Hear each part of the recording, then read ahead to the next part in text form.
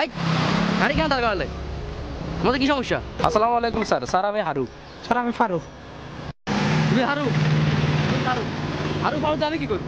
আর গাড়ি কেন দাঁড় করালে তোমরা? স্যার আমরা এসেছি কুকুলু থেকে। কি করতে এলো? জি না স্যার, কুত্তালো না, কুকুলু কোম্পানি থেকে আসছি। আর কুকুলু কোম্পানি হলো একটা জনসেবামূলক একটা কোম্পানি, একটা প্রতিষ্ঠান। আমার কোনো সেবার দরকার নাই তো, যারা দরকার তাদের কাছে যাও, আমার কাছে কি? স্যার করে না। ছি, আমি তো এই লেভেলের না। জি না স্যার, আপনি বুঝেন নাই। আসলে এটা হলো একটা মহামারীর রোগ, করোনা একটা ভাইরাস। বর্তমানে বাংলাদেশে 3জন লোক অলরেডি অসুস্থ হয়ে গেছে, যে করোনা ভাইরাসে আক্রান্ত হয়ে গেছে।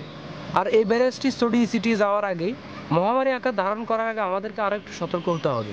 তাই তো আমাদের প্রতিষ্ঠান কুকুলু সবার জন্য একটি করে মাস্ক ফ্রি দিতেছে। স্যার আপনি হাসতেছেন কেন?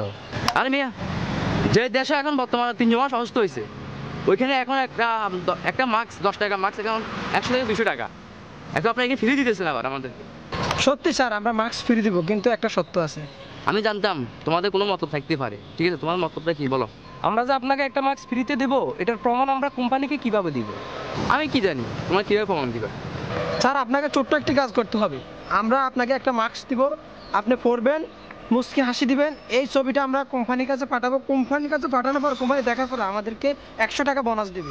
প্রথম কথা হলো মাস্ক পরে কি হাসি দিলে হাসি মুখ দেখা যায়? আর তাছাড়া তোমরা আমাকে মাস্ক এটা দিলা, বা আমি একটু লাভবান হলাম, তোমরা একটু লাভবান হলা, কোম্পানি কী লাভ? স্যার প্রথমে বললাম কুকুল একটা জনসেবামূলক প্রতিষ্ঠান। এই প্রতিষ্ঠানটি জনগণের সেবায় কাজ করে যেতেছেন, এবং কি শুধু স্বভাবের জন্য এই প্রতিষ্ঠানটি কাজ করে যেতেছেন। ঠিক আছে স্যার, আপনি একটা মাস্ক লাগান।